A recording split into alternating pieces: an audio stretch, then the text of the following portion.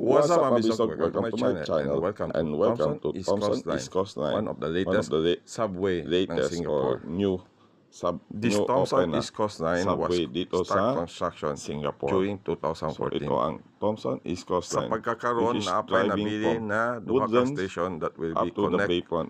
Pero the meron pa silang Thompson under line construction na to the dalawang East-West line. station So to improve the which is connected connectivity to the from Woodland Tampines or to Changi Expo. Airport. Itong So next line na time, to ang meron ka dapat ng nyo sakyan. direct connection galing sa Woodland Cebu, no? papuntang Tampines, kaya lang iikot siya Anyway, the medyo government malayo, of papunta sa Singapore East improves Coast. the And then public sa Thompson transport Ride, para sa cut siya ng convenience Thompson ng Ride. mga tao. Thompson Not Road only to or Upper attract Thompson. tourists Anyway, and then to this improve tunnel the was built lifestyle of the since Singaporean. 2014. Kasi mas easy na lang yung And then they opened travel about nila. 2023. Instead na bumili pa sila ng sasakyan, let's enjoy nandiyan the ang ride. transport nila. So Mas let's easy enjoy pa, the at ride. hindi pa hassle, Have a at great hindi day. pa traffic. Paalam. Anyway, for more video, please subscribe my channel.